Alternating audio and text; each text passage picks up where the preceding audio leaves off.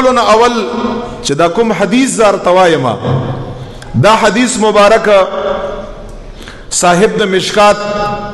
په خپل مشکات کی حواله ورکړې په صحاح ستو باندې هغه دا حدیث مبارک روایت کړی دی اور روایت سیدنا ابو ہریرہ رضی اللہ عنہ ابو ہریرہ سے فرمائی دومره زیات اهمیت ته د نفل عبادت وچ حضور علیہ الصلوۃ والسلام مبارک او فرمایل ان اول ما يحاسب به یوم القیامت من عمله صلاته حضور علیہ السلام مبارک سو فرمایل چې په ورځ د قیامت باندې په حقوق الله کې د الله په حقونو کې په ورځ د قیامت چې انسان سره حساب کتاب کیږي د ټولو نه اول به انسان سره د منځ حساب کتاب کیږي د منځ ابو هريره فرمای نبی علیہ الصلوۃ والسلام مبارک او فرمایل فإن صلحت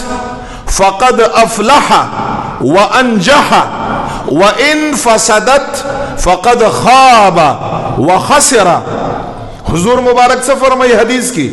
چې کله چې اول حساب بنده سره په عباداتو کې په حقوق الله کې د منځ هغه وشي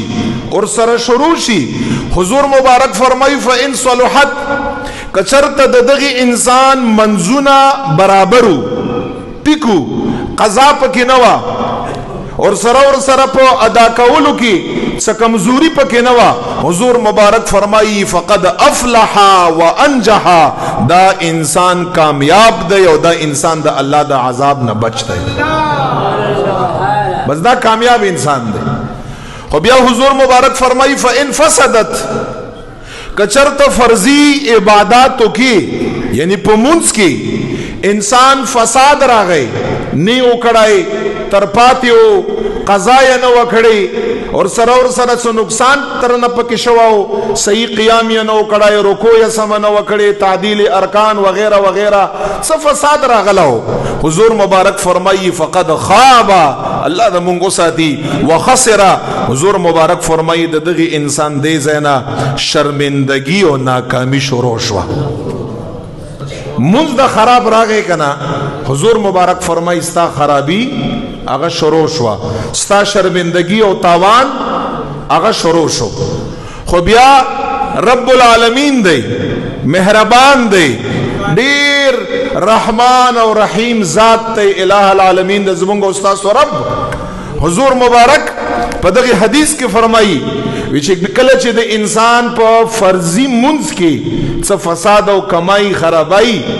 چې فرشتو ته به فرمایي انظروا اے فرشتو خیر دے فی الحال دا انسان یا جہنم پا طرف باندے مبوزی خیر دے یا فی الحال تاوانی او یا فی الحال اور تا شرمندہ موائے تاسو دا دغی انسان لگ نفلی عبادت اگو رئی چی اغی اشتاو کنیشتا ورہ حدیث مبارک دے نفلی عبادت نبی علیہ السلام فرمائی چکل دا فرشتی دا دغی انسان نفلی عبادت اگوری او د دغه انسان نفلی عبادت وی موجودی کړای فرشتي به الله ته فرمای رب کریمه جل جلاله د دغه انسان خو نفلی عبادت شتا ډیر یا کړای رب متعال ورته فرمای زما فرشتو اغه نفلی عبادت یې راوخله او د زما بندا په فرضی عبادت کې هشمار کړ دا کمای ولا پورا کړای ګوره الله غواړي چې ته شرمندګۍ سره مخ نشي ورنه الله جل جلاله حق دی چې تا فرضی عبادت نه کړای په کار د چې ته شرمنده شي په کار د چې ته تاوانی شي خو الله فرمایي چې دغه انسان نفلی عبادت وګوري ک نفلی عبادت موجودی رب متعال فرمای نفلی عبادت راوخلی دغه انسان په فرضی عبادت کې شمار کړي دغه انسان دا نفل عبادت نن په دغه سخت ورځ باندې په ورځ د قیامت باندې ما ته نفلی عبادت په فرض باندې قبول دی خدا یاد لره نبی علیہ الصلوۃ والسلام مبارک فرمایي چې کله یو انسان نفلی عبادت وکړي شي او داغه نفلی عبادت نه بیا دا انسان خاسر دی بس بیا دا انسان تاوانی دی، بیا دا انسان شرمنده دی. بیا د سرا که الله جل جلاله یا په خپل مهرباني باندې بخي، الله خو ډیر کریم دی، ډیر رحیم دی، الله به او بخي. خو دغه انسان سره د شرمندګۍ او د تاوان نه د خلاصېدو دپاره بله ذریعه او لیار نشته. بیا نو څومره په هغه لویه ورځ باندې زما استاد 2 رکعاته او 4 رکعاته نفل چې په دې باندې زموږ ستاسو فرض و نقصان او د فرض و فساد هغه الله جل جلاله پوره کوي. نو ولې اهتمام یې نه دی پکار؟ اهتمام پکار دی چې فرض و سره سره موتا نفلی عبادت اهتمام هم وکړو.